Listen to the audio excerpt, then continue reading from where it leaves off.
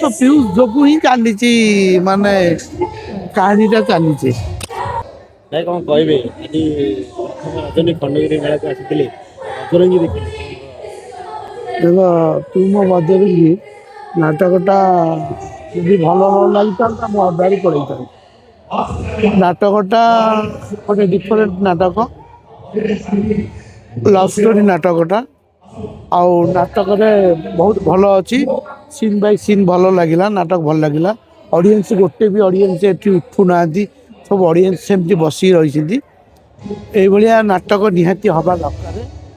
ଆଉ ମୋତେ ତ ସ୍ପେଶାଲ ଭଲ ଲାଗିଲା ନାଟକ। ଆଉ ମୁଁ ଆସିଥିଲି ସ୍ପେଶାଲ ପିୟୁଷର ଆକ୍ଟିଂ ଦେଖିବା ପାଇଁ ଆସିଥିଲି। ଆଉ ପିୟୁଷ ଭଲ କରୁଛି, ତାର ଯେଉଁମାନେ ସହ କଳାକାର ଅଛନ୍ତି ସେମାନେ ଆହୁରି ଭଲ କରୁଛନ୍ତି।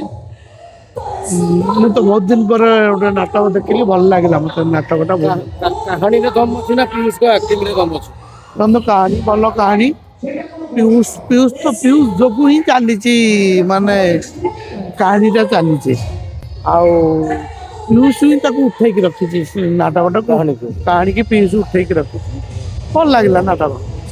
ଯେତିକି ଡିମାଣ୍ଡ ହଉଛି ଏଇଠି ଜଣା ପଡୁଛି ତାଙ୍କର କଣ। ହଁ ପିୟୁଷ ବର୍ତ୍ତମାନ ପିୟୁଷ ଭଳିଆ ଆଉ କିଛି ଆକ୍ଟର ବାହାରନ୍ତୁ, ପିୟୁଷ ଭଳିଆ ଭଲ ଆକ୍ଟର ବାହାରନ୍ତୁ।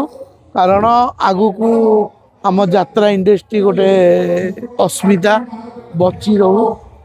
ଆମେ ସମସ୍ତେ ନାଟକ ପ୍ରିୟ, ଅଶ୍ଳୀଳତା ନ ରହୁ। କାରଣ ଅଶ୍ଳୀଳତା ଫ୍ୟାମିଲି ବସିକି ଦେଖୁଛୁ ନାଟକ, ଅଶ୍ଳୀଳତା ନ ରହୁ। ସ୍ପେଶାଲ ଭଲ ଖାଲି ଏଇ ନାଟକଟା ଦେଖିବେ ନା ଅଲଗା ନାଟକ ବି ଦେଖିବେ? ଅଲଗା ନାଟକ ଦେଖିବି, ଅଲଗା ନାଟକ ଦେଖିବି। ଏଇ ନାଟକ ଦେଖିଲି ଆଜି ଯେହେତୁ ଓଡ଼ିଶା ବନ୍ଦ ଅଛି ଶୋଇବା, ସେଥିପାଇଁ ନାଟକଟା ଆଜି ଭାଇ ପିୟୁଷ ଭାଇକି ନେଇକି ଆପଣଙ୍କର ଗୋଟେ ଫିଲ୍ମ ଆସିବ ବୋଲି ଚର୍ଚ୍ଚା ହଉଛି। ଚାଲିଛି ଚାଲିଛି ପ୍ଲାନିଂ। ଫିଲ୍ମ ମାନେ ତ ଡେରି ହବ, ଚାଲିଛି ସିଏ ବି ଟିକେ ବ୍ୟସ୍ତ ଥିଲା। ଆଉ ଚାଲିଛି ପ୍ଲାନିଂ ଅଛି ଆଉ। ବହୁତ ବହୁତ ଧନ୍ୟବାଦ।